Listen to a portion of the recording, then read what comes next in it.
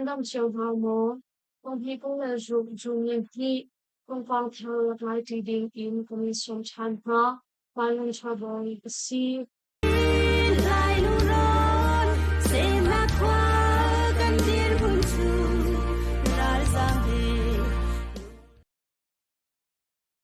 With the pen pati konfi SS visual copy and talk complex brain kada nata CDF matupi rau ka fakhat achieve chiram thang lai ning da pen tin chang kwa le chi kwa chu rau lam xiao mi SS visual ka poli and le no e coach mi ha in lau pol kun thong pe pa kong coach mi le rau lai tho la nak sham pi ni in stream Medical and Nikuazang Sangatan, Total Shambu, Yaki Battalion, Armada, Zikrishan Bukir in Pichroki, as a special couple shoe in, Nimbak Kapile, Peju in Ralam Siani, as a special couple ye, James from Tung Shuna can mean that Ben, Tin Chang Wali, Jemutin Pua, Nibu E, Watchuniva in Bull and Bucket Hadley are. Ang kaput na dia choy si pagwelong chan so pen in chiang rom ning ko pen chunga la lo xiao ni es personal ka for kundi chang I pin chang poli chen ti kwa ang company si in say that in company ko ku chu dictional in chin ko la special ka for chu tu chang kwa ko la ko chen ti kwa lam tum na Egan Pauli Sanquale Gauna Tamtin Mapoa, Bezul in Ubuli Horgolitia, Coachumili Raleigh Ula Mitropini Sun, Kani Media are Ushin, Chupin are Tatu Shambu Nakni Battalion, Amata Zipusum Pin Ralansil are Struck Me, Adam SSPC Ralka Plaza the Control Zone,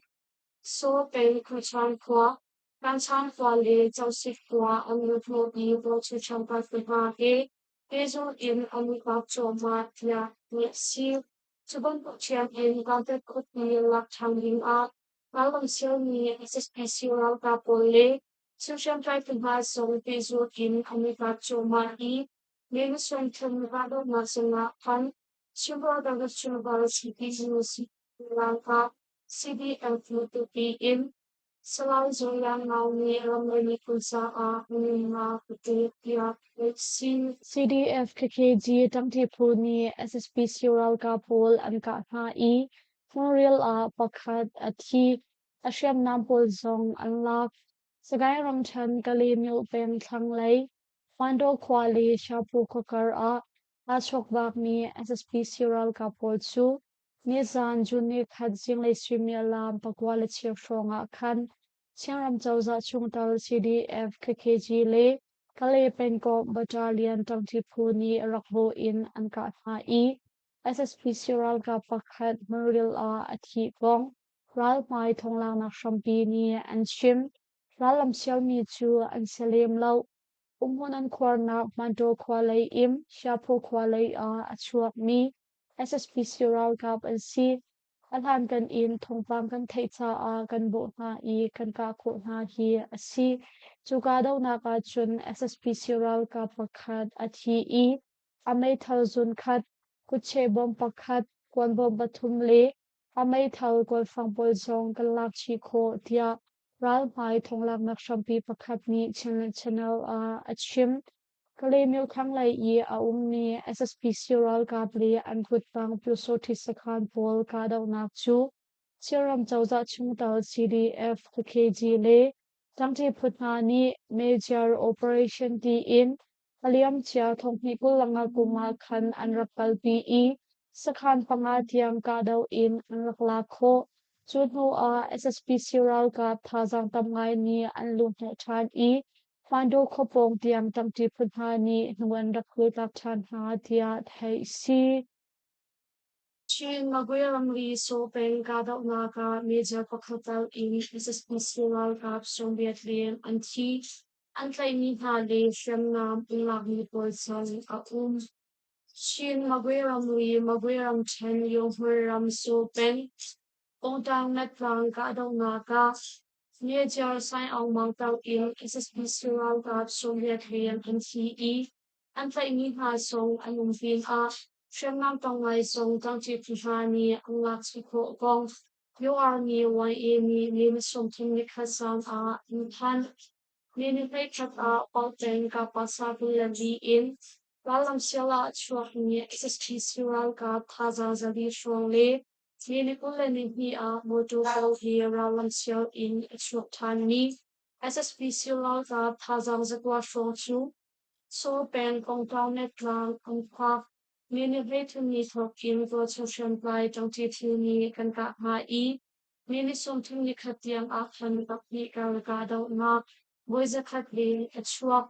Chugado na achun major san almanto in SSPCL ka Soviet Union PTE Ninong zakat liangi fiamhan tuapin a, yantlay ni hasong an siyam ng tamlay song kanlachi ko, kapni taro tado na kahin tang chichilay in, unab yan ni li fiamha tuar ni kan SSPC World Cup ni, walam asya lang pangkipa World Cup kung an so na ngay law tuar chungi raw tu a, intlay ha, an shrim ha, until we Ethiopia in low and Ethiopia tuta SSPC Cup no ngay nachalaw asham in abong po na ding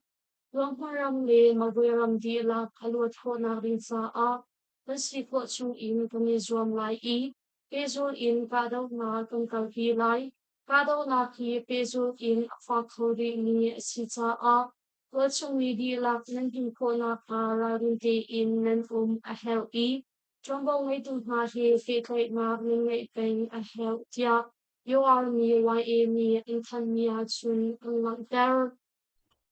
Nang kopi dot chumi na kir khau chang tia SSPC kutang zatar EC ni an tan. Chiaram tan zang peng dot chumi la zang te. Nizan jun nikat ni thok in male ungak na chiao kyo chan ko si chang kong. Sham in no ngay nakala tu SSPC Ral ka pe atang ti mi. Zau mi Revolutionary Army ZRAEC ni. Mini som tum nikasan an tan. Tanzang ko chu aliam chia thong he kula li kum mini kula ni tuma kan. CDF tanzang tau in chiaram chauza ral ka tang tipun ni ka dau in an rakla ko Zutla ukwe nak song chati in an kalpi nu. Kum hi deng arau nu tu kum thong he kula shuk. Mini hai kwa zang lai sanga kan. SSPC ral ka ble ZRAEC ni an la ko chan hi asi. SSPC ral ka ble ZRAEC ni Tanzang kopi ka dau nak an kalpi chan dua ka chun tol chungi nga chu. Ahim nak mungkol in an zam ni zan jun ni khat ni thok in chan rukhia umlau tol chungi velte. Anong nak mensia kyo chan ko asi kong ZRAEC ni an tan hi asi. Chupin SSPC ral ka putlang. ZPCC ZRAEC ni an hong hak ko chan ni. Tanzang peng chung di lak zatlang ushui na pezul in kalpi an tim kong. Miza pi hangam te in ding le. Tanzang peng atan chau ko nak ding sa ani zom chong ma pong zong. ZRAEC ni chun an lang tar chi. Kalawa peng in kailang pul theory of go to chipa pakhat patal. Chiang thang lai kalawa peng. Ko pe shikwa mi ko sum thang thang hi ikwa chipa pakhat chu. Tilong in kailang pul chung theory of Athong pang in tipo tilong na zo kashong araw chang rong Chung kham ha lungo tenga in from ingong. Chung kat na niyam ni visan chung nikata in shim. Tilong in kailang pul theory of Inakil tilaw na misang isyong isitang, ama hi kung something basawi isyong isi at tilaw sura kairam po su papakat unhukol na ama tu su unhulaw, kung kailaw ka biwal ni naraklay asisong li katanding kung imulkang ka, aluang su tilong kadupol ki tuwing ay buha in, tilatuwa ni isnitya, Achan kwad ni pakot ni achim, Kopeshi kwami chimpa chu tilo in wakheram a Chunria puto ni asi I wakheram chu I tilabachana a uchong pang ke si ilo wrong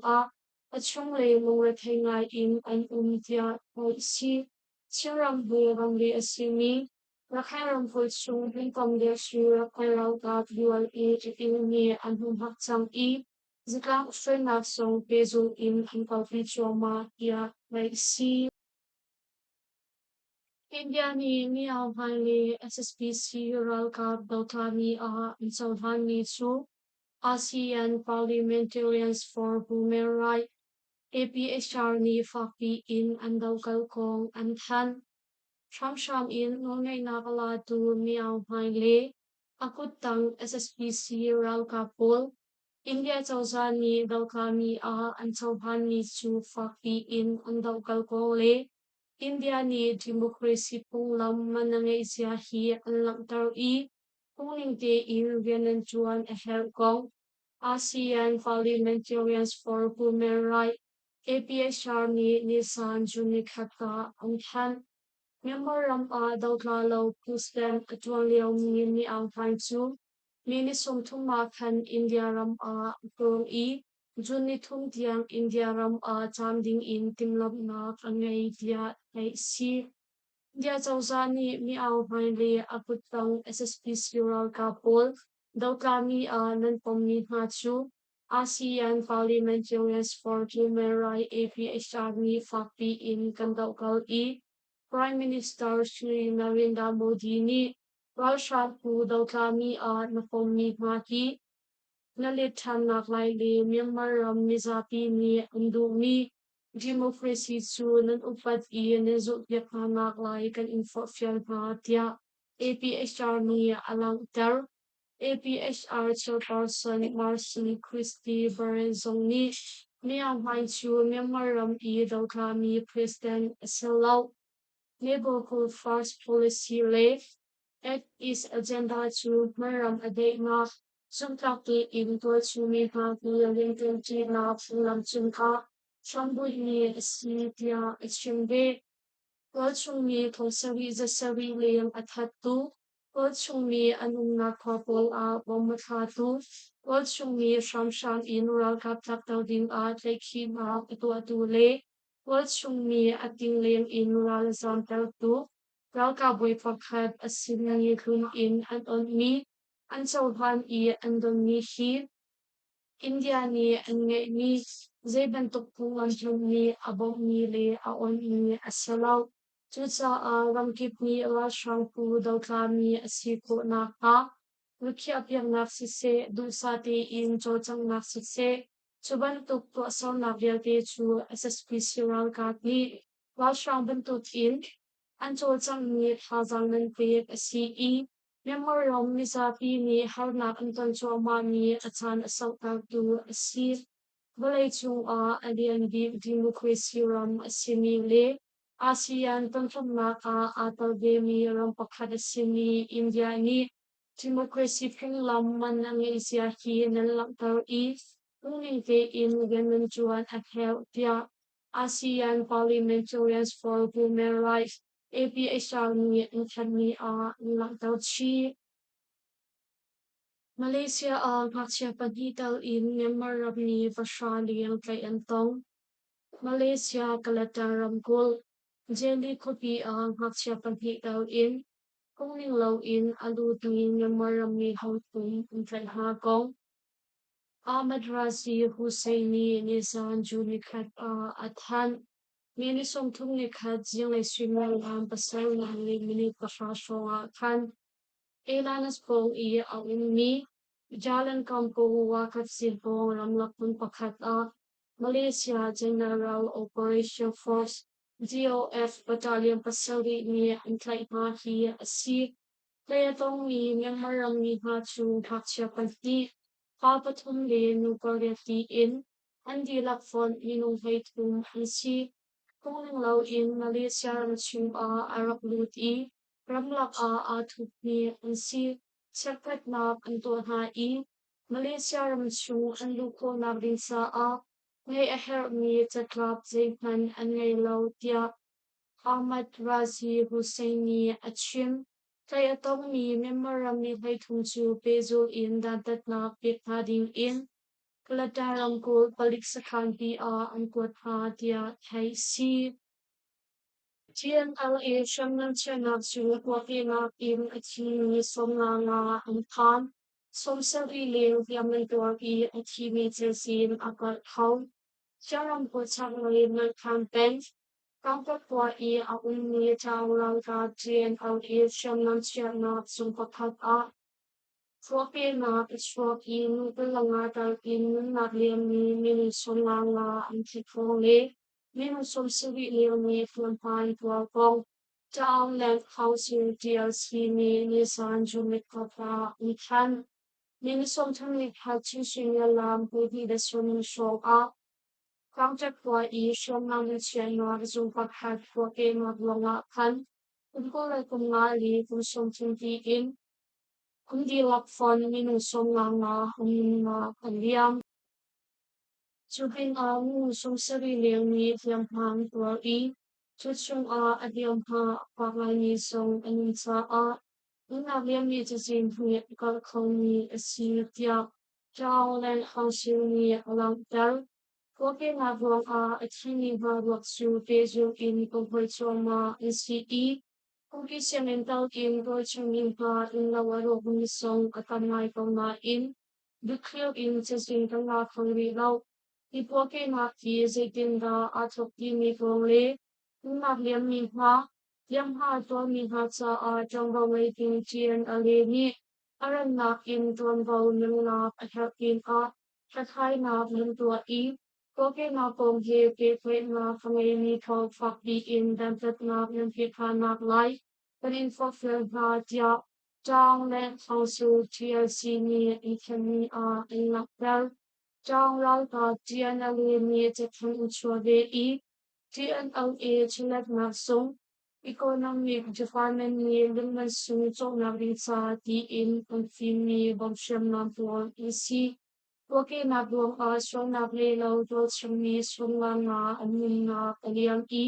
minusong sarili ni Tiampan to mitungale, inaw tamngay aruk mitsunga, TNLA kung itashim shimlaw, ipong vipit lai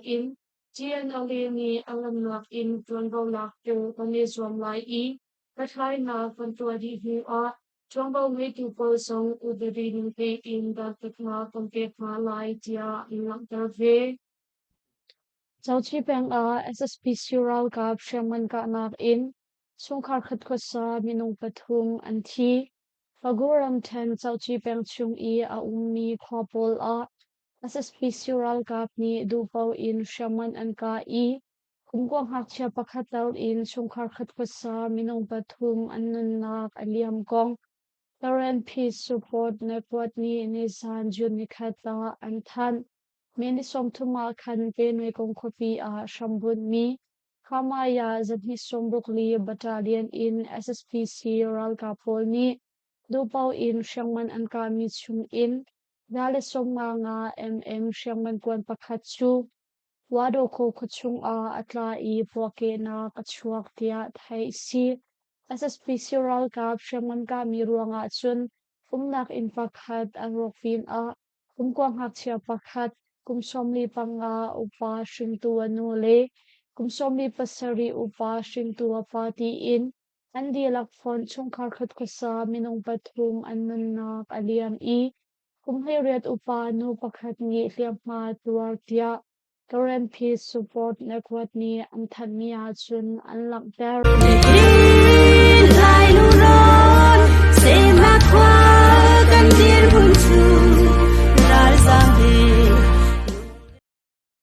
Mali post hasang atong PE, information yung nga itong nandinak chun manilang diksyon ay Zinglei Thawngchimnak kung ikin siyang halay.